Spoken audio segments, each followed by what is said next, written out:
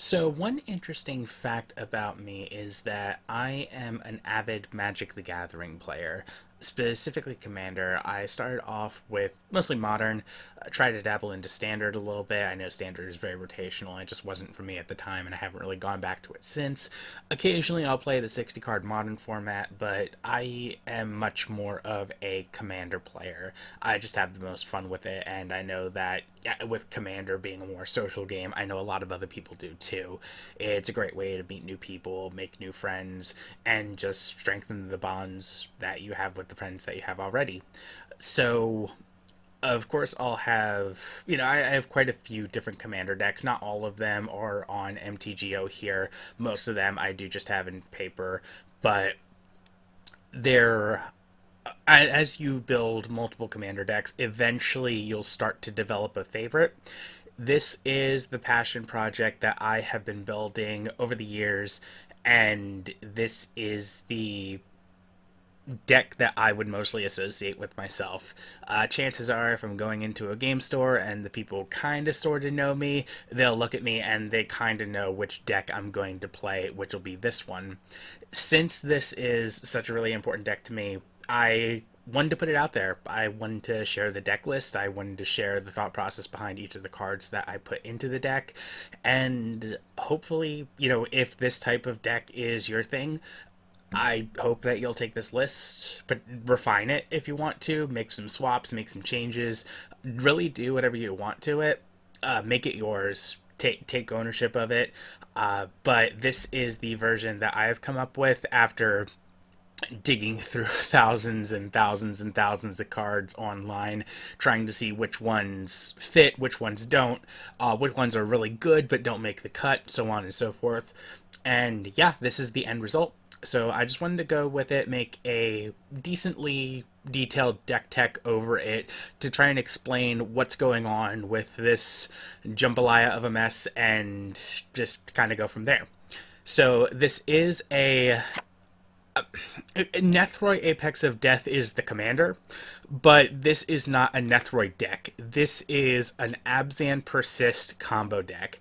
The reason I make that distinction is because you can have literally any Abzan commander you want to. You could even have Doran the Siege Tower or whatever that one that one weird uncommon guy from Khans Tarkir, the one who is white, but he has a Golgari mana symbol, so he's technically Abzan, and he really doesn't do anything. I'll throw him as the commander instead, Nethroi just to troll people and catch them off guard.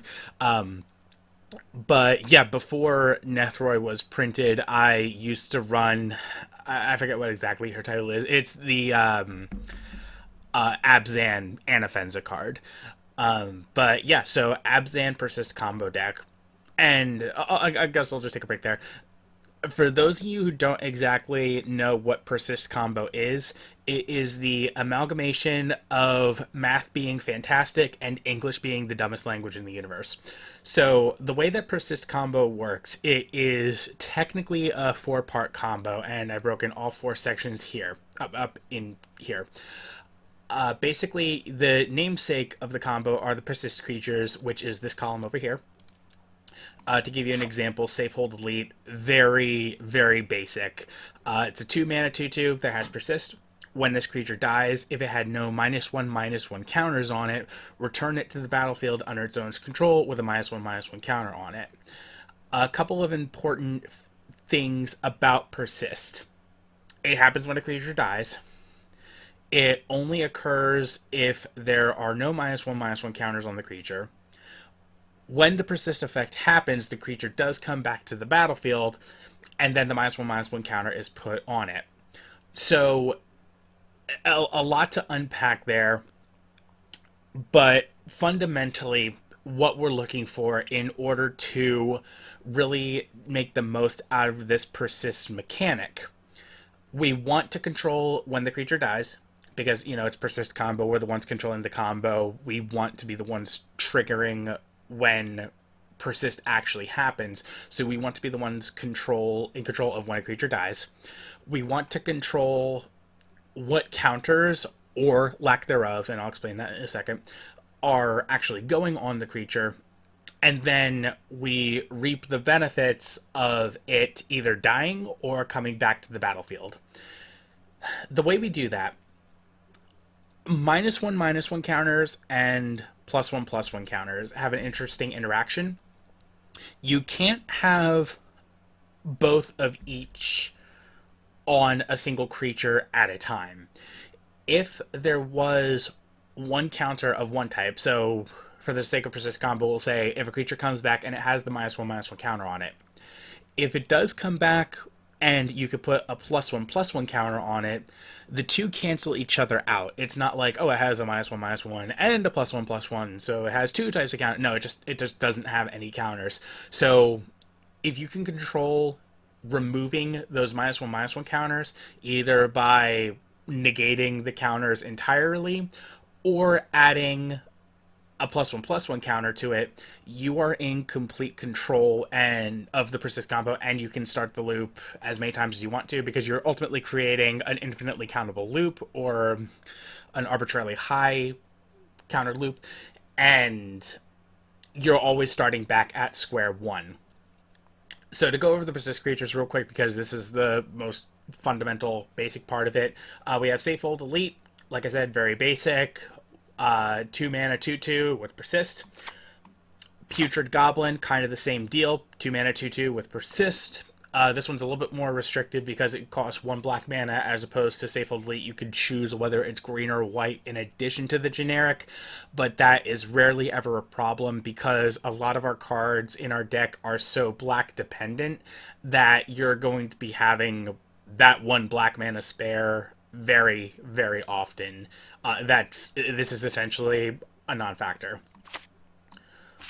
Lesser Mastercore, very interesting one. If we cast this from our hand, we have to discard a card. Technically a downside.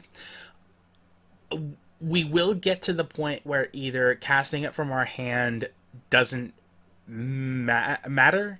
Like, by the time we're actually casting something like this from our hand, we're trying to win the game right on the spot with the persist combo. We're just missing that one persist creature, so we're okay with discarding what other card we have in our hand, or we'll get to other cheating effects or cheating to play effects or tutor effects that just put it straight onto the battlefield. So we're not really casting it. It just goes onto the battlefield and we don't have to worry about that discard. But ultimately 2 mana 2/2 with persist. Kitchen Finks is a fun one. It's a 3 mana 3/2 with persist.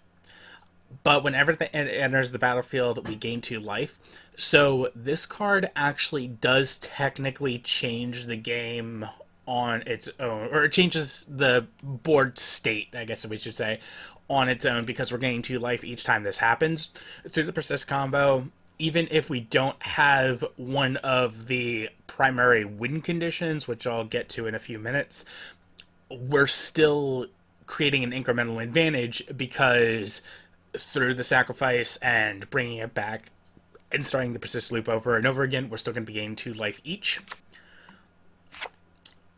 Renclaw Trow, 3 mana 2/2 with persist. Also has Wither, which is kind of like Infect without the poison aspect of it. This really doesn't matter. You're never going to be using this card for the Wither. You're using it because it has persist. Restless Apparition, kind of the same deal. 3 mana 2/2 with persist. We don't care about that 3 mana activation ability. I don't think I've ever used that in all of the games I played with this deck. If I ever do use this card for any reason of having it, it's just for the persist. And we're kind of getting to the point where the only reason we're playing a card like this is because we can only have 1 copy of each card. Ideally, like, if it were up to me and I could have as many cards as I want to, I'd probably have, like, I don't know, all 8 of them just be Safehold Elite. But that's not how Commander works, and there's a good reason for that, because otherwise these decks will be degenerate, and we have to make do with everything else that we do have in addition to what we know we do have.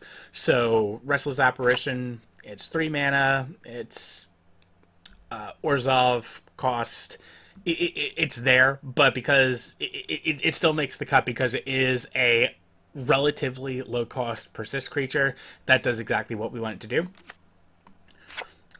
Wing Rattle Scarecrow. This is an interesting one. 3 mana 2/2. This is probably one of the hardest to justify, and I forget what the other common persist creature is in these types of decks. I know it's 3 generic mana and 1 black mana for a 2/2 with persist, and it's just a black creature that doesn't have. Sorry, it's just a black creature that doesn't have any caveats or any additional effects. It's just straight up persist. This one is conditional. You can argue that you would want the black creature instead of Wing Rattle Scarecrow, because Wing Rattle Scarecrow only has persist if you control another black creature. I think it's fine, because a fair amount of our sacrifice outlets in our decks are black creatures. So a fair amount of the time this creature will have persist. If we are in a state where this would not have persist, chances are we have another persist creature that'll take its place. Again, this is probably the weakest selection of the persist creatures that are in this deck, but because it does have persist and it's a low cost, it does make the cut. Last card is Heartmender. You could technically argue this one's weaker than Wing Rattle Scarecrow, but a 4 mana 2/2 with persist. It's a little bit nice as a buffer because of its passive ability. At the beginning of your upkeep, remove a -1/-1 counter from each creature you control. It does let you keep your persist creatures, even if you don't have a way to negate the -1/-1 counters, which it hasn't saved me a game yet, but having that little extra buffer, I think it's nice. It's nicer compared to the other 4 mana creature, the one I just mentioned, that doesn't actually have anything. So that's why Heartmender does make the cut, despite being a little bit tighter on the mana cost, with it costing 2 Selesnya as opposed to just 1 black from the other one. But at the end of the day, I'm making the verdict that, at least in this version of the deck, it's really not a big deal. So, now that we talked about the persist creatures, the next step that we mentioned is to control those -1/-1 counters. I already mentioned the 2 ways that you do that. It's either by adding a +1/+1 counter to the persist creature as the persist is happening, or if there is a way to prevent -1/-1 counters from actually being applied, we go that route as well. So, the main cards that we have doing that are all going to be in this pile. First one, Malira Silvok Outcast. Very... I don't want to use the word famous. A very recognizable card. This one is where Persist came from. Back when, I think it was like around 2011, when Persist was the combo in Modern. This is the card that made it work. So it's nice that we can't get poison counters, and it's nice that creatures our opponents control lose infect. If we are ever into a situation where we're up against an infect opponent, we can bring her out. But really the whole point of having her in there, creatures you control can't have -1/-1 counters put on them. So when a creature can't have -1/-1 counters put on them, let's reread Persist without that clause. When this creature dies, it returns to the battlefield. When this creature dies, if it had no -1/-1 counters on it, return to the battlefield under its owner's control. Because we're not putting a -1/-1 counter on it, we're ignoring that last part of the sentence. So, when this creature dies, if it had no -1/-1 counters on it, return to the battlefield under its owner's control. We're back to square one, and we can restart the loop as we need to. Vizier of Remedies. This one is more known for the devoted... What is it? Devoted Vizier? Or Vizier of Druid? I forget what it's called. Basically, this allows as much green mana as you could possibly want if you have both those on the battlefield. We'll get to this card in a little bit. But that's why Vizier of Remedy is famous. Otherwise, it has the exact same effect that Malira does. If one or more -1/-1 counters will be put on a creature you control, that many -1/-1 counters -1 are put on it instead. You see, this is why I think English is such a stupid language. But if we're reading that, it'll basically say when this creature dies, if it had no -1/-1 counter on it, return it to the battlefield under its owner's control with a -1/-1 -1 counter on it. Try saying that 3 times fast. Please don't, you'll hurt yourself. Next up is Anafenza. This is where we're starting to get into the territory where you're adding the +1/+1 counters to negate the -1/-1s. Whenever another non-token creature enters the battlefield under your control, bolster 1. So choose a creature with the least toughness among creatures you control and put a +1/+1 counter on it. The interesting thing about how this card works is that you will pretty much always be required to target your persist creature. So if you look here, Anafenza herself is a 2/2. Vizier Remedies, okay, Vizier Remedies is 2/1. And Malira is a 2/2. Good Fortune Unicorn, we'll get to that one. That one's a 2/2. The persist creatures, you'll also know, are 2/2s, with the exception of Kitchen Finks, which was a 3/2, but for the purpose of this argument, that doesn't matter. Point is, whenever the persist trigger happens, and the creature comes back with a -1/-1 counter on it, because that -1/-1 is affecting the toughness, it's always going to come back as a 1/1, or in Kitchen Finks' case, it's a 2/1, but it's always going to have a toughness of 1. There are some cases, like I said, with the, not that one, Vizier Remedies, or, let's say, Birds of Paradise, that is a 0/1. You can be tied for the least amount of toughness, if you do have those out there, but with Anafenza out, you're allowed to choose as long as it has the least toughness. And since a creature by was it board state ruling, I think, since a creature can never really have 0 toughness on its own, the least you're going to have is always going to be 1 toughness. So you choose the creature with 1 toughness. In this case, it is going to be the persist creature, and you put a +1/+1 counter on it. Now you're back to square one, because the +1/+1 counter negates the -1/-1. Good Fortune Unicorn, whenever another creature enters the battlefield under your control, put a +1/+1 counter on that creature. Same exact deal, much more straightforward. But it has ultimately the same effect. When your persist creature enters the battlefield, or like let's say you have Good Fortune Unicorn out and you cast your persist creature the first time, you put a +1/+1 counter on it when it enters the battlefield, so it's a 3/3. You're getting rid of your persist creature through a sacrifice outlet. I'll go over those next. But then it comes back as a 1/1 because it loses the +1/+1 counter from dying, and then it gets a -1/-1 counter on it, but because it's entering the battlefield again, Good Fortune Unicorn triggers, you're putting a +1/+1 counter back on it, so you're starting back at square one. We'll go over this one next, because it's pretty much the exact same, literally the exact same wording as Good Fortune Unicorn. We don't care about her devotion and power and whatever.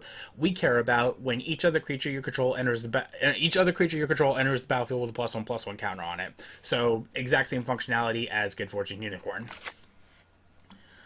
You know what, we'll go over this one as well then. Juniper Order Ranger, basically the exact same thing. Whenever another creature enters the battlefield under your control, put a +1/+1 counter on that creature and a +1/+1 counter on the Juniper Order Ranger. So exact same thing as Renata, exact same thing as Good Fortune Unicorn, except this guy get dummy thick as the game goes on and you're doing more precision shenanigans.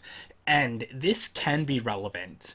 I didn't put this card in the deck for that second part where he gets bigger.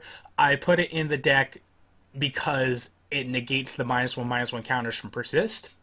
However, I can remember a situation, not all the details, I don't remember exactly what my opponents were playing, but I was able to swing in with this guy being, I don't know, like a 50-52 just with how many plus one counters I put on him because I repeated the loop so often. But ultimately, like I said, this guy just puts plus one counters on a creature. And then the last one to go over is Solemnity. The enchantment, players can't get counters. Again, kind of nice if you're up against a infect deck. But really what you're looking at is counters can't be put on artifacts, creatures, enchantments, or lands. So artifacts, or excuse me, counters can't be put on creatures. That's relevant with Persist because the Persist creature comes back and it doesn't have any counters put on it when it's entering the battlefield. So that's how you negate the counters from Persist. The other part of the Persist loop that I mentioned is controlling when the creature dies. Because this is the combo, you want to be in full control of the combo, and that's where these cards come in. So, going down the list with these, Viscera Seer, sack a creature, scry 1. The scry 1's kind of nice. It hasn't really won me any games on its own because I don't have a really good way of drawing any of the cards I scry, even if I keep them on the top. The whole point of this card is I get to sacrifice a creature, and there's no other cost to it. Like, it's not, say, tap this creature and sacrifice another creature, or pay 2 mana and sacrifice a creature. It just strictly says sacrifice a creature. Pretty much all of the sacrifice outlets in this deck are going to do that. There's only one exception. I think there's only one exception. There's only one exception that comes to mind. Yeah. But that has a way around that clause. Ultimately, this is what we call infinitely countable or arbitrarily high number of sacrifices because we get to choose this process over and over again. Same thing with Carrion Feeder. Carrion Feeder can't block. Blocking is for mathematicians or elves. I guess elves are mathematicians after all. But yeah, sacrifice a creature, put a +1/+1 counter on Carrion Feeder. This one is a little bit more relevant, kind of in the same vein as Juniper Order Ranger. If we keep sacrificing a creature, we can make this guy infinitely swole. Now, we're not putting him in the deck because same thing with Juniper Order Ranger. Juniper Order Ranger is in there because it puts +1/+1 counters on other creatures. This guy we put in the deck because he is a 1 black mana sacrifice a creature as many times as you are able to. Just having the +1/+1 counters on him on Carrion Feeder here is nice. And again, has actually won me a couple of games just being able to swing in with a big beefy boy. But that's not the reason he is in the deck. He's just a sacrifice outlet. That's why I put him in this category. Next, Bloodthrone Vampire. Kind of the same thing. It gets +2/+2 until end of turn. This one's not that impressive. It's a 2 mana 1/1, but it's in here because it's a 2 mana sacrifice creature as many times as you are able. That's the running theme with this section. That's why it's in here. The +2/+2 can be relevant. Same thing with Carrion Feeder. Like I said, same thing with Juniper Order Ranger. Same thing with Carrion Feeder. It hasn't happened to me yet with Bloodthrone Vampire, but maybe someday it will, where I just swing in with a massive vampire and I win through combat damage instead of relying on the Persist combo itself. Devouring Swarm, kind of the same deal, except it's a 3 mana 2/1 with flying. This one I haven't won a game with yet either, but this one is the most likely that it'll happen if it ever does happen, because this has flying. It has its own built-in evasion, doesn't have to worry about fancy combat tricks, and there is one fancy combat trick in the deck that I'll get to when we get to there. But otherwise, yeah, sacrifice a creature as many times as you're able to, an effect happens, but really what we're looking for is the fact that we can sacrifice a creature as many times as we want to. Fallen Ideal. This one is a very, very interesting card. Now, before we get into Fallen Ideal, 2 cards I'm going to mention that were in the deck for the longest time probably should still be in the deck, but I took out to make room for some other cards. They are, I think they're called Nantucket Husk and Phyrexian Ghoul. They're the exact same card. They're both two generic and a black for 2/2 creatures that are sacrifice a creature, is same vein as we've seen already, and they get +2/+2 until end of turn. I swapped them out for Fallen Ideal and Bloodthorn Vampire when I found out about Bloodthorn Vampire. Basically, so they're basically Bloodthorn Vampire, except they cost one more mana and they're 2/2s. In the case of Bloodthorn Vampire, having to be able to save one mana, especially when ideally to get this deck to work, you're going to be playing all of your combo pieces all at once to set up the board state within one turn. Having that extra mana is actually huge. So one of them, we'll just say Nantucket Husk didn't make the cut because this one costs less. Phyrexian Ideal. This one made the cut because, for one thing, it's an enchantment. So we can tutor it with specific cards if we needed to. But otherwise, enchanted creature has flying, so built-in evasion, kind of nice. And sacrifice a creature, this creature gets +2/+1 until end of turn. So in a way, it's kind of like the Devouring Swarm there, except you're enchanting a creature that you already have. This creature also, the enchanted creature also has flying, so it has the built-in evasion, which is really nice. But the biggest caveat here, and this is why Fallen Ideal definitely made the cut, when Fallen Ideal is put into a graveyard from the battlefield, so if the creature that it enchanted is killed, not actually, yeah, even if the creature is exiled, but the aura is not. When this aura is put into the graveyard from the battlefield and the creature it was enchanting is just gone, then I can return this to my hand. This is essentially a failsafe free card draw, because if I lose the creature that is enchanted, I do lose my sacrifice outlet, but as long as there's another creature around, I can recast this without having to worry too much about it, and I'll have my sacrifice outlet back. And it forces your opponents into an interesting situation of, do I get rid of the enchantment or the creature that it's enchanting? Because chances are something like this will be enchanting a Malira. Probably one of the creature cards that you have that prevent the -1/-1 counters on it. So let's say you have Malira, you enchant it with Fallen Ideal, and then you have a Lesser Mastercore on the battlefield. Using Fallen Ideal, sacrifice Lesser Mastercore with this ability, or that is now on Malira. Malira has flying, and she gets slightly bigger. Then, because Malira is still not losing her claws with the -1/-1 counters on it, Lesser Mastercore comes back. It doesn't have the -1/-1 counters put on it, so that way you're back to square one. And the big difference now is that Malira with flying after this loop has +2/+1. You keep doing this as many times as you want to, and eventually Malira will just be big enough that she could fly in and swing for lethal as needed. To prevent this, your opponents either have to get rid of Fallen Ideal, which generally I think is the better play in these types of situations, but they can also get rid of Malira. So they have to choose between the, technically they have to choose between the sacrifice outlet and the creature that negates the -1/-1 counters from persist. When they make that choice,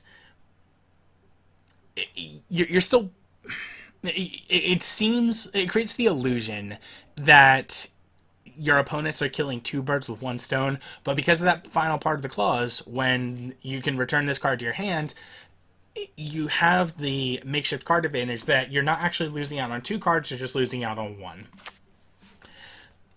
The last ones here are very interesting. These are just colorless sacrifice outlets. By the way, key thing to note, pretty much all the sacrifice outlets are black. That's why this deck must run Abzan as opposed to Selesnya. But most of these are black, so there is a little bit of a restriction there where you must have black mana. Again, not a big deal. Black mana is plentiful in this deck. You're worrying about nothing if you're worrying about the black mana, I guess, except with the exception of Devouring Swarm, which does cost 2, but worse things have happened in the state of Denmark. These next three are colorless. So you can pay any amount of mana you want to get these out. They all are repeatable sacrifice outlets. I'll go over this one real quick. This effect, it's nice that it sacrifices a creature, and it's nice that it generates 1 mana of any color, so you can have an infinitely countable number of mana or an arbitrarily large amount of mana just by repeating the persist loop, but this one is the most boring of the three. I saved these two for last for a reason. With this deck is not necessarily a 4-card combo. It is a 4-part combo. You have to have the persist creature, you have to have the cards that negate the counters from persist, you have to have the sacrifice outlets, and then you do have to have something that kind of changes the board state in your favor to generate, to benefit from the loop and actually allow you to win the game. That's what these are. I'll get to those in a second because they're all the same thing and they're all very straightforward. But those are the 4 parts. If you can have any card that has both or 2 of those parts in 1 card, then it's a 3-card combo. And that's where these last 2 come in. Alter Dementia. Sacrifice a creature. Target player mills cards equal to the sacrifice creature's power. So whenever you're sacrificing a persist creature, because its power, chances are it was going to be 2. I don't know, it could be 3. Chances are it's going to be 2. They put that many cards into their graveyard from the top of their library. That's what milling is. It's the new official keyword, even though it's been around as lingo for I don't know how many decades.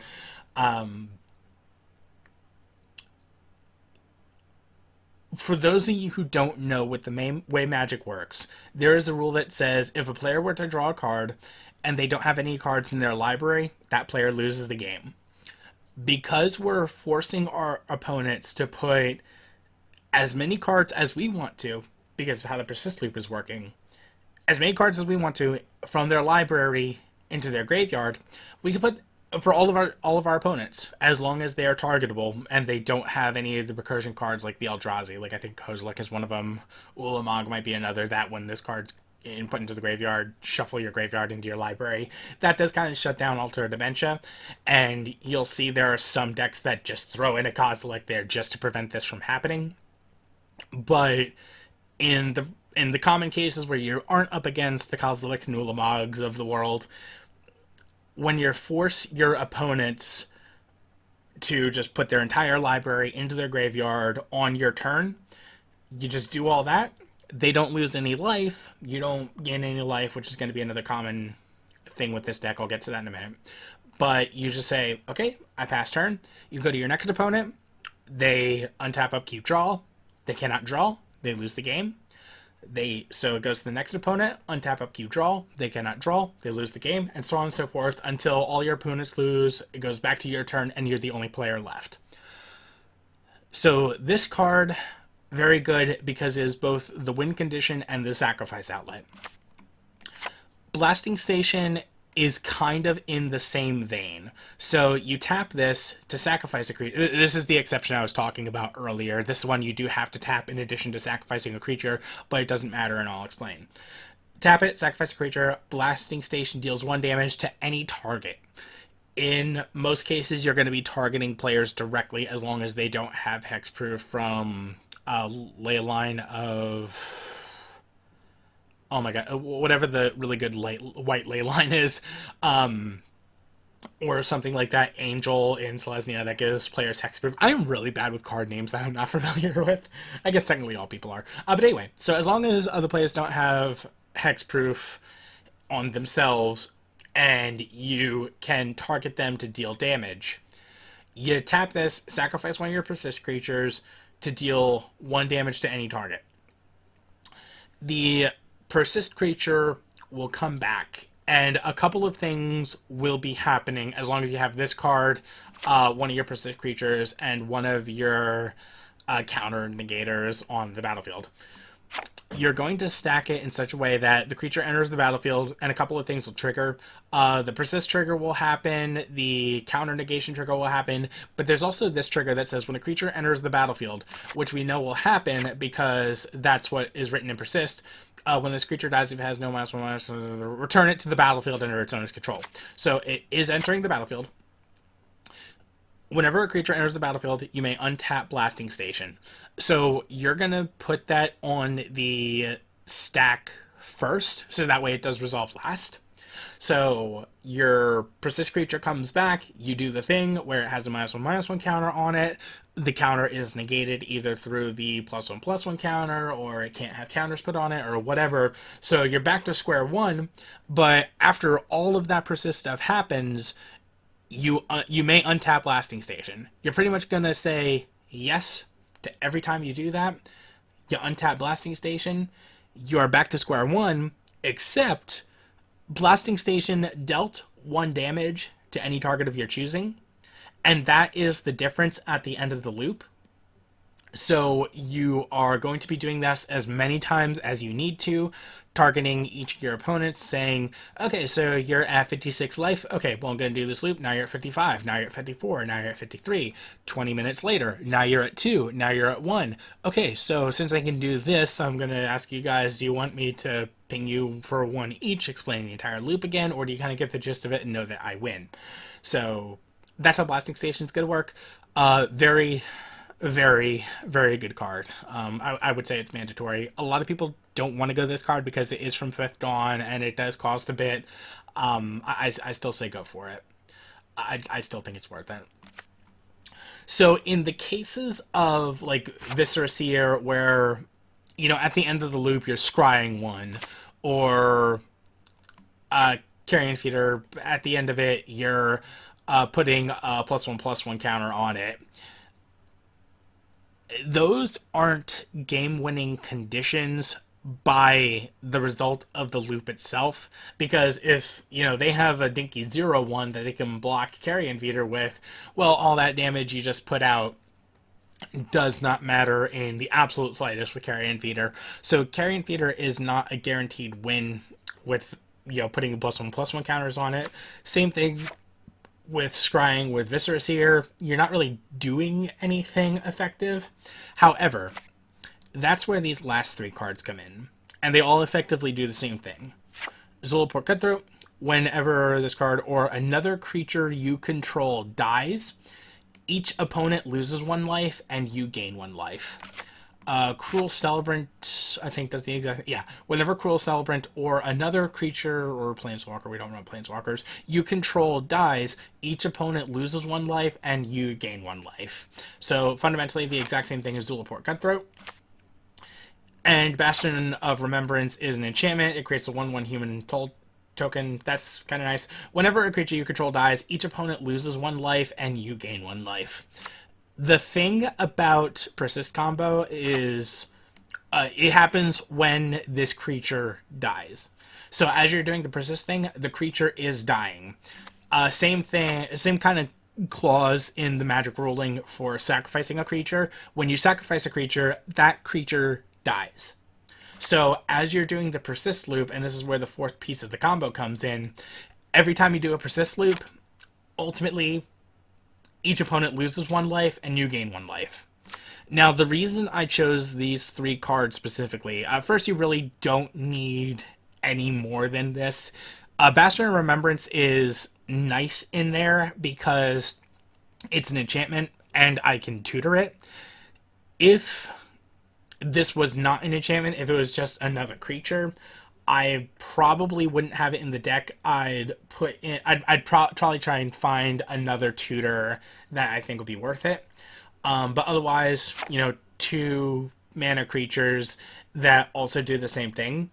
The key wording for these 3 cards is that they all say each opponent It loses 1 life and you gain 1 life. So for one thing, if you're playing this on MTGO, it's faster because all of your opponents are losing the life simultaneously, as opposed to something like Blasting Station, where you have to target one opponent over and over again, and then the next opponent over and over again. This one just hurts all your opponents all at once. But the key word here is each opponent. It does not say target opponent, which means that even if your opponents do have the hexproof or can prevent themselves from being targeted, it doesn't matter. As long as the persist loop is allowed to happen, your opponents are going to lose the life.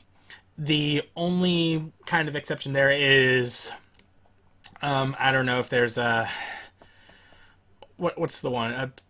Not Platinum Angel.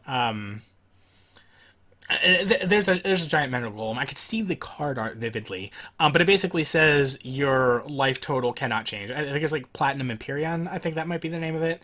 But it's a big, beefy artifact creature. Just straight up says your life total cannot change. So that kind of shuts down these three. Also shuts down Blasting Station. But if you do kind of get to that point of the game, Altar of Dementia does get around that, because this doesn't care about damage or life or anything. It's just like, oh, your library is going in the graveyard. And then, even then, there are still ways to deal with Platinum Empyrean. So, but this is the core of the deck. The rest of it is lands. I'll get to the lands in a few moments. But then there are three more aspects of the deck which are very important. There's the tutors, there is the removal, and then there is the ramp cards. Looking at the tutors, so people say in Magic, and this is a true statement, but most people don't fully understand it. When people say the better decks in Magic are the most consistent ones, that is true. There are two ways to define consistency. There is repetition, and then there is redundancy. Repetition is what most people are talking about when they say consistency. It's the decks that you see with, so let's say you're playing Kinnan Botter, or Kinnan something Prodigy. I forget exactly what his name is, but it's that blue-green bullcrap commander that I also did build, guilty, that just wins the game through Thassa's Oracle, okay? The reason it wins through Thassa's Oracle like that is because the whole point of the deck is to get Thassa's Oracle out. Thassa's Oracle might as well just be the commander of that deck, but it can really only win with Thassa's Oracle, or I guess Laboratory Maniac as well, or, you know, whatever. But when you're playing a Kinnan deck, your goal is to get Thassa's Oracle out, because that is the key focal point of your deck. And if you're not getting Thassa's Oracle out, then you're going to have a rough time trying to win the game. That is an example of repetition, because you're focusing on one card, one game plan every single time, and the consistency of your deck is to try to get to that specific condition as often as possible. Redundancy is something that is talked about a lot less, especially in Commander, because to be perfectly fair, you can only have one copy of any card in your deck other than basic lands. Redundancy is a lot more common in the 60 card constructed formats, where you can at least have up to a total of 4 copies of card. So redundancy is a lot less common in Commander. But the idea of redundancy is you can have a game plan. You can have a card that is designed to do a specific thing. In this case, we'll say the persist creatures. If you don't have a particular card to do a particular thing, you'll still have a few more other copies of the card in the deck that can still do that thing. So, for example, if I have Blasting Station and Good Fortune Unicorn out on the battlefield, it does not matter if I have Safehold Elite out. It does not matter if I have Kitchen Finks out. It does not matter if I have Heartmender out. Wing Rattle Scarecrow kind of matters. But basically, you know, as long as I have 2 of these 3 pieces, the third piece can really be anything. And as we went over, the redundancy here is a little bit lackluster, but the redundancy here is fantastic. Like 8 copies of a persist creature, 7 copies of a counter negators, and 8 copies of a sacrifice outlet. A good chunk, more than 20% of the deck can actually be dedicated to my combo, whereas if you're saying things like with the Kinnan Botter Prodigy, that's what it is. With the Kinnan deck, if you don't have the Thassa's Oracle and like the 2 or 3 other cards that get you to Thassa's Oracle, you're kind of out of touch. And Kinnan doesn't have the redundancy. It has the consistency because it has the repetition, but it doesn't have the redundancy. So, as I've shown, we already have the consistency through redundancy here. The tutors can allow for consistency through repetition, and that is one of the main takeaways I want to show from this video. This deck has both redundancy and repetition. That's what makes it as good as it is, despite the fact that it's Abzan and therefore does not have blue. So to go over the tutors, Worldly Tutor, search your library for a creature card, reveal that card, shuffle your library, put that card on top of it. You can do that at instant speed. So if you're just missing that one piece, like let's say you have Putrid Goblin, Solemnity, Blood-Thrown Vampire, and all you're missing is, either the Zulaport Cutthroat or the Cruel Celebrant, you can just Worldly Tutor for one of those 2 cards. Chances are, even if you did draw one, you can tutor for the other one. It's very rare that I've had both Zulaport Cutthroat and Cruel Celebrant in my hand at the same time. So, whichever one that... if you are searching for a specific card within these, you just use Worldly Tutor for it. The nice thing about this, too, with these creature tutors specifically, Persist combo can be entirely made up of creatures. So, obviously all the Persist creatures are creatures. Solemnity is not a creature, but the other 6 of the counter negators are creatures. We have these 3 artifacts, which are not creatures, and Fallen Ideal is technically not a creature, but you still have these 4 up here, which are creatures, and then Bastion of Remembrance is not a creature, but you still have these 2 up here. So with Worldly Tutor, you can tutor for any creature that you need to, and that will be the final piece that you need just to solve the puddle. Excuse me. Puzzle, not puddle. My gosh. Same thing for Sylvan Tutor. Search your library for a creature card, reveal at the top of the library. This one's worse because it's a sorcery. But again, kind of like I said, we still have Sylvan Tutor in the deck, even though it's not quite Worldly Tutor, in the same reign that we have the Renclaw Trow in the deck, even though it's not quite the Putrid Goblin. It's just another card that does an effect that we really like. It does add to the redundancy of the deck, which, I know I shouldn't be talking about redundancy when we're talking about repetition right now, but that's beside the point. Vampiric Tutor. You lose 2 life, but you're doing the exact same thing as Worldly Tutor, except you can search for any card. You are not limited to creatures in this case. You could search your deck for anything. Chances are it's going to fulfill the exact same role. Chances are you're going to be searching for a specific creature to finish out the 4th piece of the combo, or maybe you already have Restless Apparition and Alter Dementia, and the only thing you're missing is one of these. You're not necessarily limited to, oh, I can only pick out Malira, Vizier, or Anafenza because they're 2-mana creatures. If you did absolutely need to go for Solemnity because you know that your opponent has creature removal, go for it. Nothing's stopping you. Enlightened Tutor. This one is actually kind of fun. Because, it's the same thing as Worldly Tutor, except search your library for an artifact or enchantment card, Shuffle your library, top of that. The cool thing about this deck, which MVP, big shout out to Bastion of Remembrance here, with that inclusion, we can make the entire combo out of artifacts and enchantments. So, Lesser Mastercore, artifact creature. We could search it with Enlightened Tutor.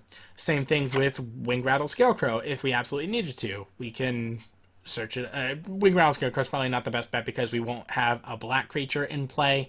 But that's really neither here nor there for the purposes of this deck. Solemnity is an enchantment. So this piece can be searched up with Enlightened Tutor.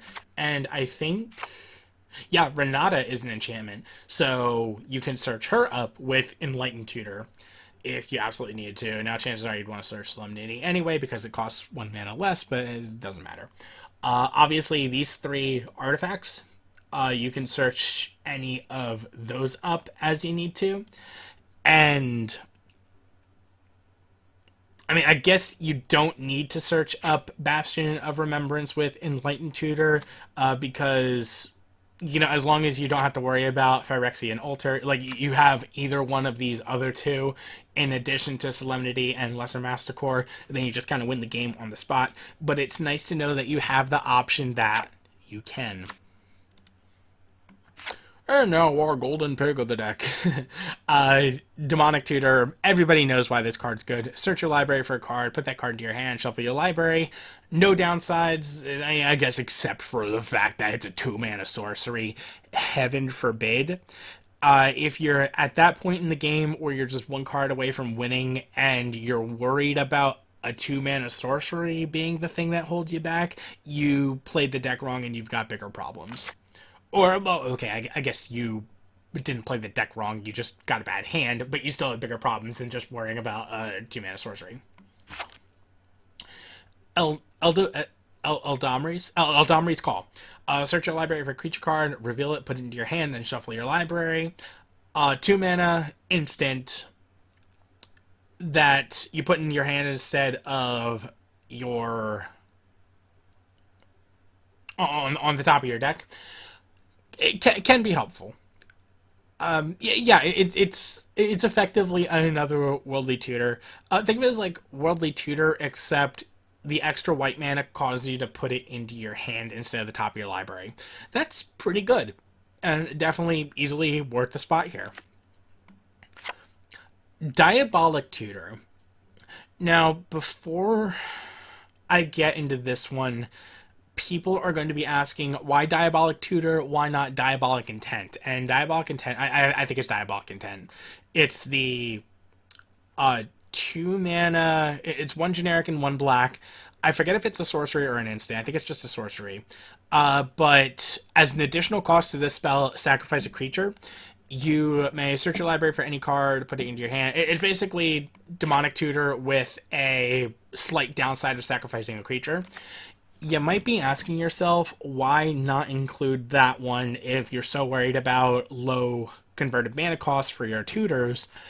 It's because the sacrifice a creature part of the equation really actually hurts. Even though we have an entire section of the deck that's dedicated to sacrificing creatures, this is sacrificing creatures on our terms. We don't... If we have to sacrifice... the only time that sacrificing a creature would ever be worth it is either 1, we have the chump 1/1 token from Bastion of Remembrance, or 2, we already have a persist creature and a counter negation creature on the battlefield already. Then we can just sacrifice the persist creature, it comes back, counter negation, back to square 1, except we also were able to tutor for a card. Compared to Diabolic Tutor, for Diabolic Tutor, we're paying 2 more mana for the conditions of tutoring under our own terms and conditions. It's greater than relying on having a very specific board state in order to pull it off. Because if we have, like, let's say we have Viscera Seer and Anafenza Kintry Spirit on the battlefield already, but we don't have one of our persist creatures, we wouldn't want to cast Diabolic Intent to sacrifice either one of those, because we're just sacrificing one piece of the combo for another, and that is absolutely not worth it. Outside of those cases, Diabolic Tutor is great. It's just a Demonic Tutor that, as far as mana is concerned, costs twice as much. Still absolutely worth it. That's just the bottom line. Diabolic Intent bad because too conditional. Diabolic Tutor good because even though it costs more, it is not conditional. It's only conditional on your mana base, which we're not worried about because of the ramp and the amount of lands that we have, so I think we're good. Green Sun Zenith. Search your library for a green creature card. With converted mana cost X or less, put it onto the battlefield, then shuffle your library, shuffle Green Sun Zenith into its owner's library. So, another high-cost tutor that... high converted mana cost tutor that sounds conditional, but it's really not as bad as it sounds, because it's conditional because we can only search for a green creature. In all absolute fairness, Safehold Elite is a 2-mana green creature, and Malira is a 2-mana green creature. None of these are green creatures, so we're kind of cut out in this department. But Green Sun Zenith is still pretty good because it does put the green creature onto the battlefield. Basically, this is roughly the equivalent of paying 1 extra green mana to search our library for a green creature card and then put it into our hand. Because the X is, paying the actual mana cost of the creature itself. Technically even slightly better, because we can still do this even if we have, 1 forest and 2 swamps. Because the X is just generic mana, we can use whatever color we want to. So, honestly, Green Sun Zenith, really good. I wouldn't say it's slept on, because this goes into a lot of really good green decks. But... don't let these theoretical downsides hold you back, because it's a really good card in this deck. Uncage the Menagerie. Search your library for up to X creature cards with different names that each have converted mana cost X. Reveal them, put them into your hand, shuffle your library. In this particular case, usually you're going to be casting it for 4 mana, so X equals 2. Search your library for up to 2 creature cards with different names that each have converted mana cost X. Reveal them, put them into your hand, shuffle your library. So, in every single one of these categories, we have at least 1 creature that costs 2 mana that we can, search our library for, put into our hand. We have Safehold Elite, Putrid Goblin, Lesser Mastercore in this section. We have Malira, Sylvok Outcast, Vizier of Remedies, and Anafenza Kintry Spirit for the 2 CMC creature here. We have Bloodthorn Vampire in this category. That's another big reason I included Bloodthorn Vampire, is to make Uncage the Menagerie work a little bit more, because this strategy would not work with Nantucket Husk or Phyrexian Ghoul. So we do have the option of searching up a sacrifice outlet with Uncage the Menagerie like that. And then Zulaport Cutthroat or Cruel Celebrant, 66% of our win condition portion of the deck. Yeah, that part. Those are also 2 CMC creatures. So those can work. It's also nice because when X equals 2, the converted mana cost of this spell is 4 mana, so you have to have 4 mana in order to cast this anyway.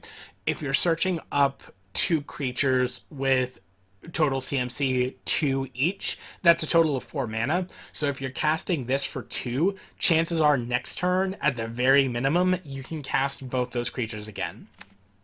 Or, well, the next turn. For this one, you can also search for 3 creatures with total CMC 3 And those creatures would be Kitchen Finks, or okay, well, actually, quite a bit here. Oh, whoops. Kitchen Finks, Renclaw Trow, Restless Apparition, and Wing Rattle Scarecrow all fit that category. For the counter negation, it's just Good Fortune Unicorn. For the sacrifice outlets, it's just Devouring Swarm because Fallen Ideal is an enchantment, not a creature. And then you can't actually search anything up here. But, if you already have Zulaport Cutthroat and Cruel Celebrant in your hand, and you're literally you have Uncaged the Menagerie, and literally all you're missing is let's say Renclaw, Good Fortune, and Devouring Swarm, go for it. That is totally viable. I haven't done that yet, but I always keep that in the back of my mind, knowing, hey, if I have to pay 5 mana to tutor up 3 creatures, that even if they do eventually cost 9 mana just to play on my end, still totally worth it. Defense of the Heart. Oh boy. This card. So this is part 1 of what I like to call the Path of Urza in this deck. If you recognize these cards, they all come from Urza. Here's the hammer that represents Urza. Here's the beaker that represents Urza, and I think this is that's another beaker. They all have to do with like Urza's legacy or some really old ancient grandpappy set from back in the 1800s. But yeah, so older cards that weren't as balanced as things could be now, that do a lot of interesting things now. Even though I said Demonic Tutor is probably the best card in the deck, and I would still stand by that, Defense of the Heart is probably a close second, and it's my pet card. Even in like the budget version of this deck, even though this card costs like I think it's like $15, maybe even higher. I haven't really checked the pricing yet. Even though this card is not as good, I still absolutely love it. It's still probably my favorite spice card in the entire deck because you pay 4 mana to put this enchantment on the battlefield at the beginning of your upkeep. So you play this card and then you have to wait until your next turn for this to happen. If an opponent controls 3 or more creatures, surprisingly more often than you'd think, you'd have to be up against every one of your opponents being is it Spellslinger or something, I don't know, some stupid nonsense like that, for them to not have 3 creatures. Because the condition is either they can't play creatures or you win the game. That's really powerful from an enchantment. But yeah, so if an opponent controls 3 or more creatures, sacrifice Defense of the Heart, this enchantment, search your library for up to 2 creature cards, and put those cards onto the battlefield, then shuffle your library. You're putting out 2 creatures of your choice.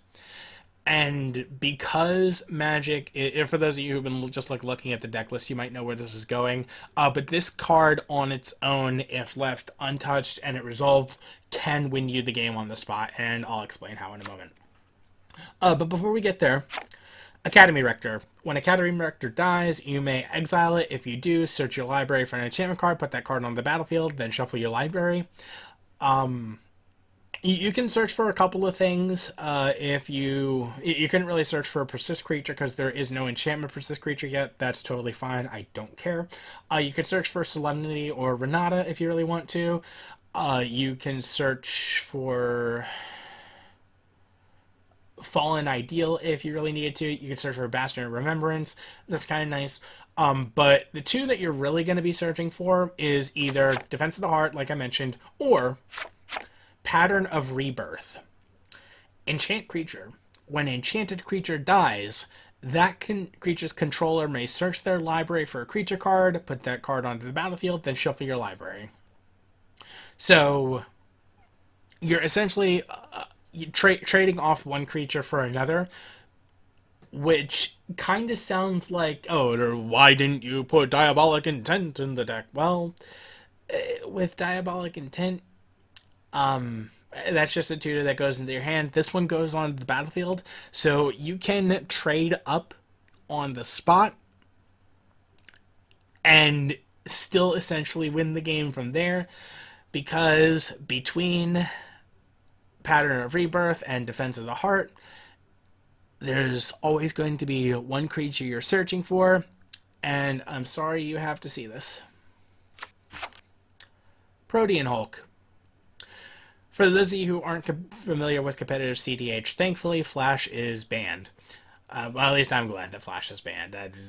There's arguments either here or there, and we could talk about it all other time, but that's not what this video is about. This video is about Abzan Princess combo deck. So anyway, Protean Hulk. When Protean Hulk dies, search your library for any number of creature cards with total converted mana cost 6 or less and put them onto the battlefield. Then shuffle your library. So, putting them onto the battlefield again. That's the thing about some of these higher end tutor cards. They just go directly to the battlefield. And since putting things on the battlefield is where you want to be to pull off the combo loop, that's what makes this so invaluable. So to walk through kind of like the big game-winning combo that kind of catches people out of nowhere. Let's go back to Defense of the Heart. At the beginning of your upkeep, if an opponent controls 3 or more creatures, let's just assume they do, sacrifice Defense of the Heart. Okay, boof, bye-bye, no more Defense of the Heart. Search your library for up to 2 creature cards and put them onto the battlefield. So, the 2 creature cards that you're going to be putting on, one of them will always be Protean Hulk, if you're trying to win this turn. If you're trying to do something a little bit more cheesy, if you want to play it slow, if you want to threaten your opponent saying, hey, I'll give you guys one more turn to kill me, otherwise I'm not going to hold back next turn, go for it. But if you are competitive, if you want to win, and that's the most important thing to you, even though I went on a whole bit at the beginning about how Commander is a great way to make friends, one of the creatures you're always going to be searching up is Protean Hulk. The other creature is any of these guys. Viscera Seer, Carrion Feeder, Bloodthorn Vampire, or Devouring Swarm, because they are creatures that sacrifice. So let's just say, Defense of the Heart resolves, Protean Hulk happens, and now you have, you also have a Carrion Feeder. You use Carrion Feeder's ability to put a +1/+1 counter on it. Psych. You use it to sacrifice Protean Hulk. Protean Hulk says, when this creature dies, search your library for any number of creature cards with total converted mana cost 6 or less and put them onto the battlefield. So 6 or less, you're going to be searching for 3 creature cards, each with converted mana cost 2.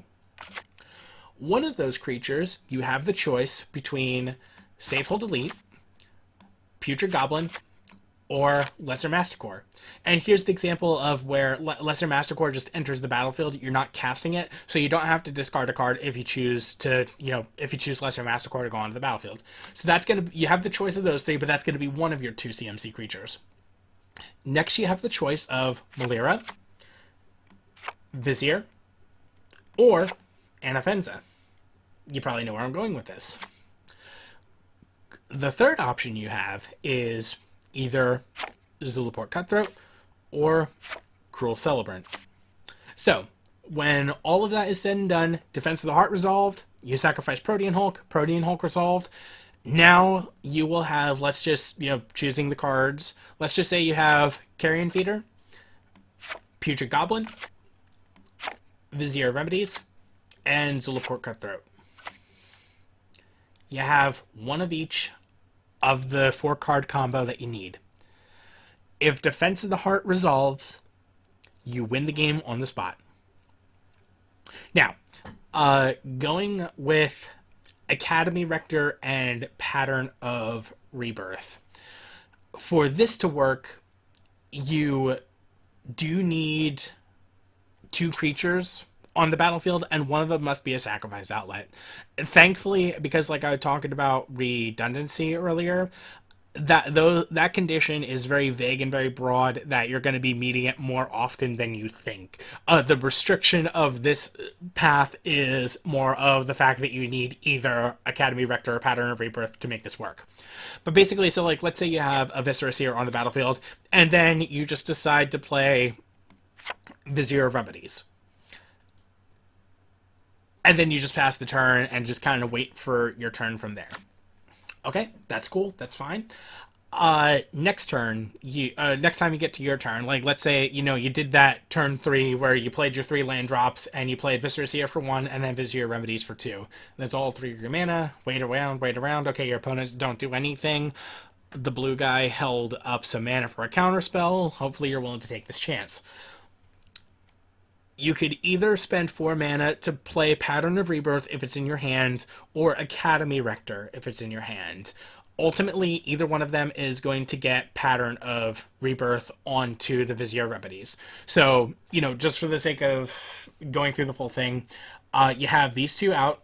You play Academy Rector. When Academy Rector dies, you may exile it. If you do, search your library for an enchantment card, put that card on the battlefield, then shuffle your library. So, because you have to have Academy Rector die, and yeah, it's a creature, believe it or not. I guess it's a Rector. I guess it's not that hard to imagine. But Viscerous here, you're going to be sacrificing it. Remember what I said about how sacrifice means dying. So Academy Rector dies, you're going to exile it, you're going to search for an enchantment card. At that point, you're going to be searching for Pattern of Rebirth.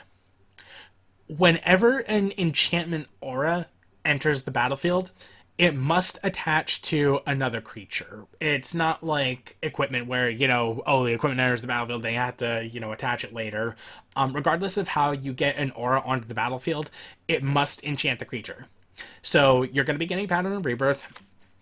You're going to be putting it on the Vizier of Remedies. From here, Viscerous here, sacrifice a creature, you're going to be sacrificing your Vizier of Remedies. Vizier of Remedies is gone. Nada. Zilch.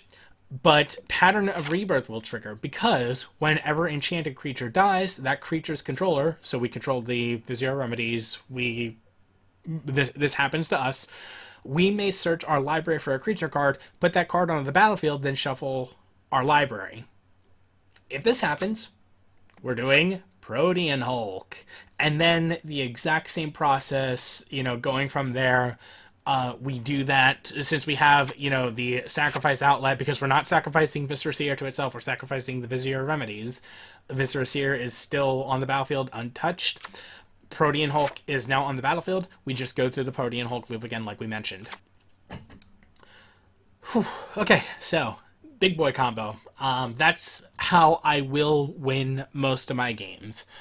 You can brute force it through the redundancy that I mentioned, but fundamentally, especially because this is EDH and you can only have singleton copies of anything other than basic lands, consistency is going to be the way to go with these types of decks. If you can win through Protean Hulk just on the spot, win through Protean Hulk on the spot. Unless, again, you want to be a little bit more casual and you want to keep your friends. And then finally, Tooth and Nail. This kind of goes. This actually kind of wraps up this little story nicely. Choose one. Search your library for up to 2 creature cards. Reveal them. Put them into your hand. Then shuffle your library. Put 2 creature cards from your hand onto the battlefield. Or if you pay the entwine cost. So what is that? 7 generic. So if you pay 9 mana and 2 of that mana has to be green, then search your library for up to 2 creature cards. Reveal them. Put them into your hand. Or sorry. What you essentially do is search a library for up to 2 creature cards, put those 2 creature cards from your hand onto the battlefield, then shuffle your library. That's essentially what's happening.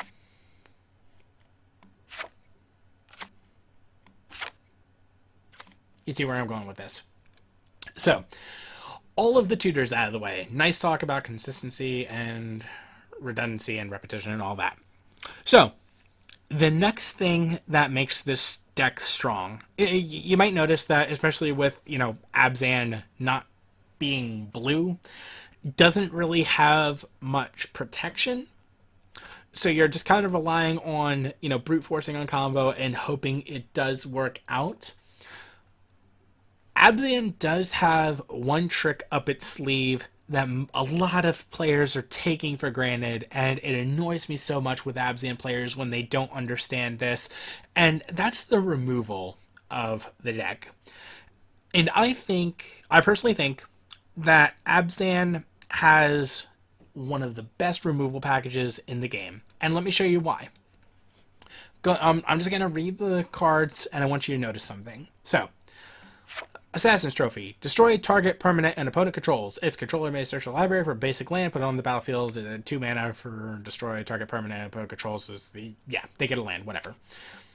Anguished Unmaking. Exile target non-land permanent. You lose 3 life. Vindicate. Destroy target permanent. Maelstrom Pulse. Destroy target non-land permanent and all other permanents with the same name as that permanent. Song of the Dryads. Enchant permanent. Enchanted permanent is a colorless forest land. Mythos of Nethroi. Destroy target non-land permanent if it's a creature or if green-white was spent to cast the spell.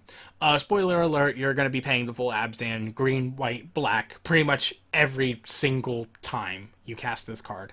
This card is still phenomenal in this deck for this reason, and I'll get to that in a second. Generous Gift. Destroy target permanent. Its controller creates a 3/3 green elephant creature token. Its original counterpart, Beast Within. Destroy target permanent. Its controller creates a 3/3 green beast creature token. And Utter End. 4 mana, exile target non-land permanent.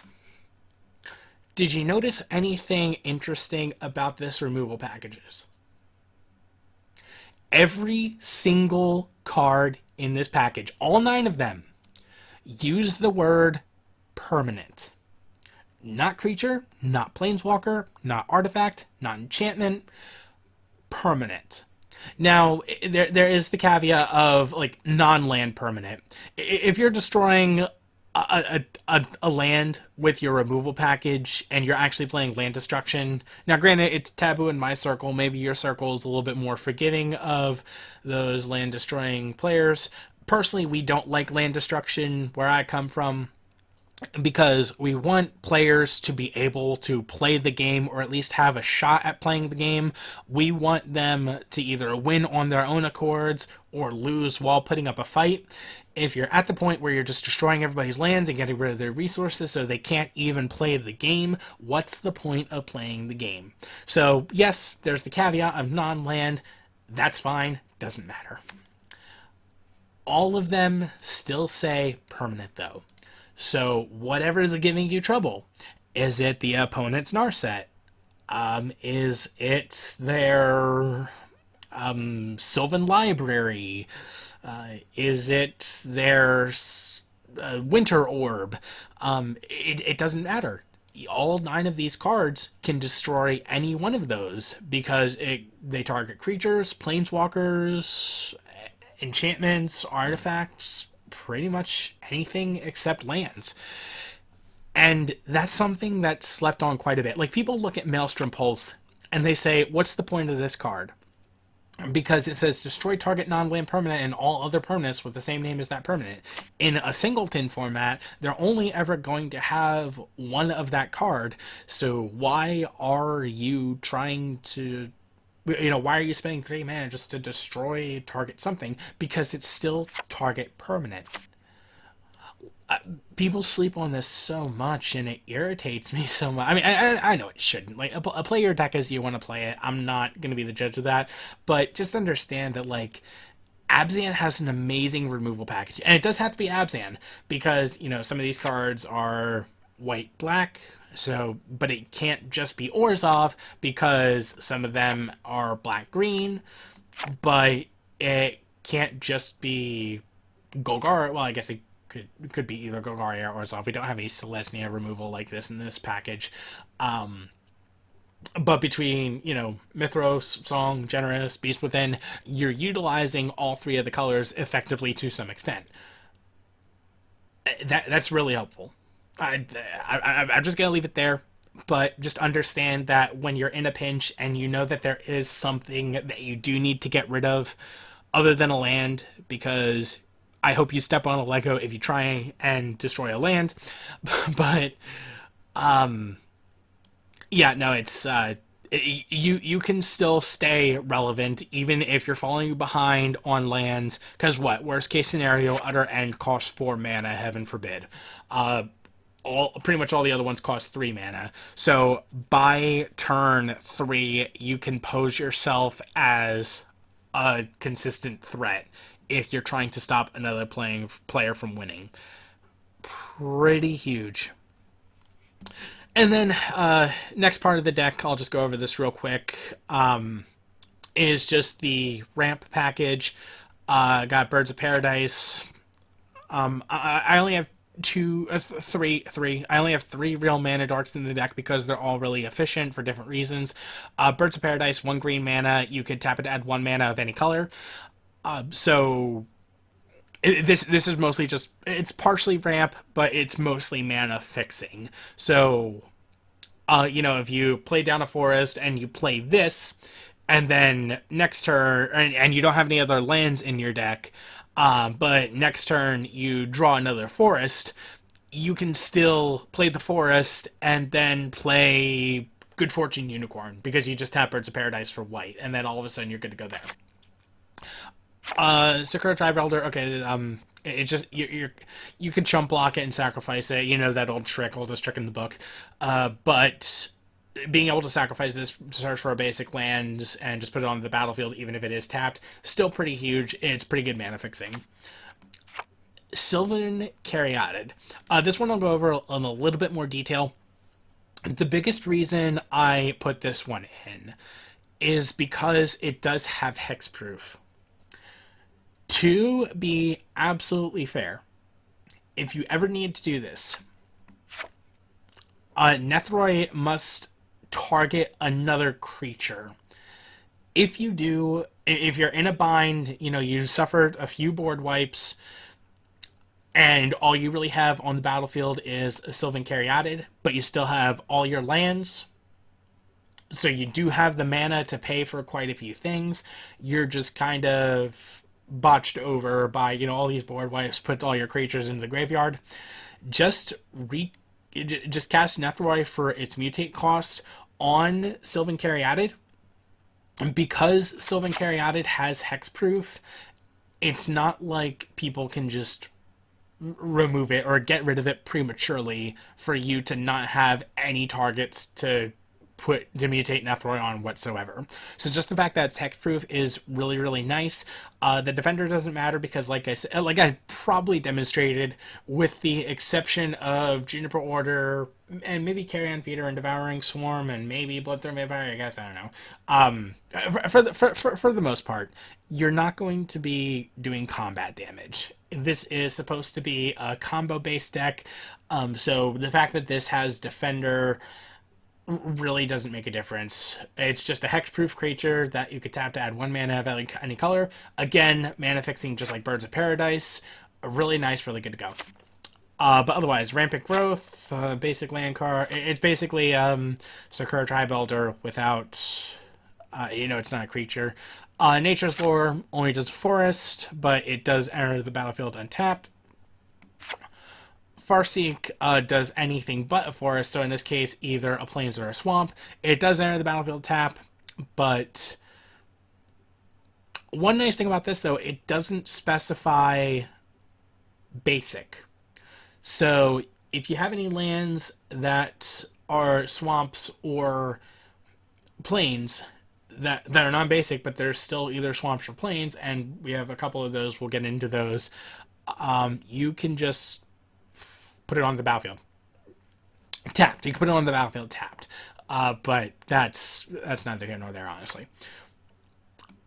Devoted Druid. It's nice to have a little bit of extra green mana as you need it, but again, the biggest reason this is in the deck is because of Vizier Remedies. Devoted Druid is actually kind of a funny one. Because I have won, I think 2 games this way, actually, where turn 2 I'll play, or like turn 1 I'll play a forest, and then, pass, go, don't have anything else. Turn 2 I'll play another land, tap green and whatever to play Devoted Druid. Now I have Devoted Druid on the battlefield. Okay, big deal. Third turn, play Vizier Remedies. Now I have as much green mana as I want to, because for those of you who aren't too familiar with the combo, it's basically you tap it to add green, and then you can untap it if you put a -1/-1 counter on it. But with Vizier Remedies, specifically Vizier Remedies, does not work with Malira because Creatures can't have -1/-1 counters put on them at all. Same thing with Solemnity, and the +1/+1 counters here don't actually matter for anything else. But with Vizier Remedy specifically, if one or more -1/-1 counters would be put on a creature control, that many, except for, well, -1, are put on it instead. So essentially the way it reads is put a -1/-1 -1 -1/-1 counter on Devoted Druid, untap it. So you tap it to add green, you untap it essentially for free, you tap it for green, untap it essentially for free, go back and forth as much green mana as you want to.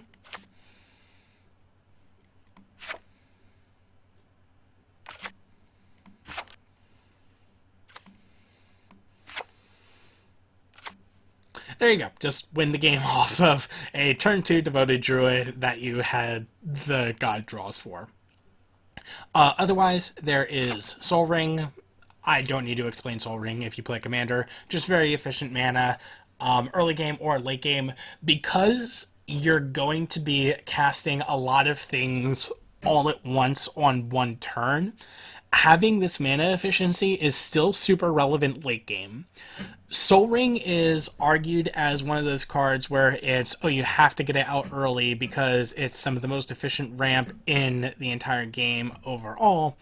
And if you don't get it out early, it just becomes worse and worse late game, and this is the card you don't want to draw into when you get late game. That's not really true for this deck. Drawing a Soul Ring could be the difference between not having the mana for Altar Dementia or Lesser Masticore.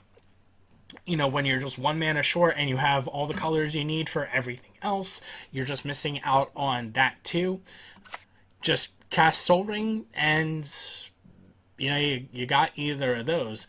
Same thing kind of goes, like, even if you're just 1 mana short for Blasting Station or Phyrexian Altar, or, you know, even Heartmender here, just cast the Soul Ring. That's essentially, you know, a free land drop.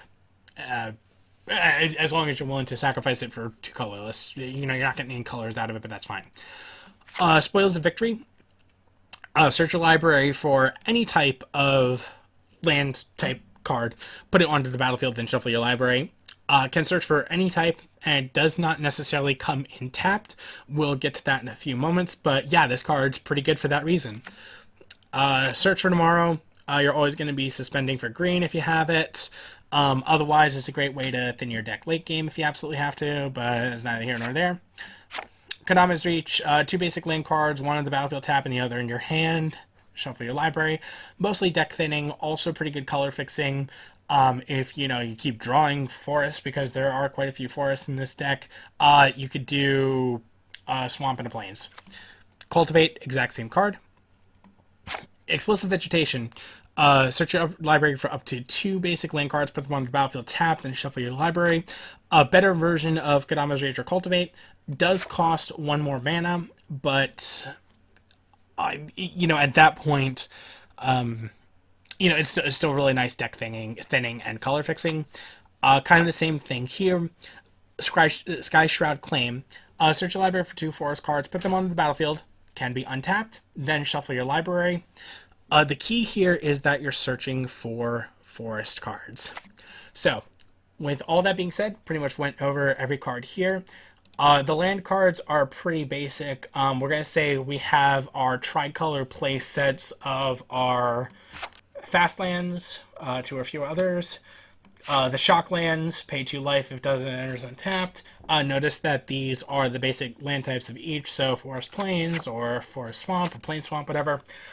The check lands, the pain lands, the Horizon lands, named after Horizon Canopy and then Modern Horizons. Fun fact, Abzan is the only tricolor combination that does have all 3 of its Horizon land printings. Because, you know, as far as the allied colors go, the Horizon Canopy was the only one that was ever printed, but, you know, for trivia, whatever. The color playset of those. The filter lands, I believe they're called. Really nice for color fixing. Again, because like let's say you have, you know, two forests, and then you play this card. Even though you could just tap them as they are for a colorless forest and a forest, you can tap one of the forests, pay green, and use this land's ability, and now you can turn that what otherwise would be one colorless and one green into two black. So with this and two forests, you could pay for Devouring Swarm if you absolutely wanted to. But yeah, and then we got the basic land cards. The only cards I'm going to go over real quick here. Command Tower, absolute must. Forbidden Orchard. Whenever you tap it, an opponent creates a 1/1 colorless spirit creature token. That's okay, because we're not going to be attacking with combat damage, so we don't care if we're really giving an opponent a blocker or even an attacker. At the end of the day, you could play some fun politics with this one, but the real reason you're putting it in the deck is because, kind of in the same spot that Command Tower fills, without any additional costs or real effective downsides, it's a land that comes in untap, and you can add 1 mana of any color to your mana pool. So yeah, very underappreciated card for a deck like this. The downside doesn't matter. I think it's an instant include. Murmuring Bosk. As Murmuring Bosk enters the battlefield, you may reveal a Tree Folk card from your hand. If you don't, Murmuring Bosk enters the battlefield tapped. So it's a land that enters the battlefield tapped. You could tap it for green, or you could tap it for white or black, and it deals 1 damage to you. So it's basically Caves of Koilos, except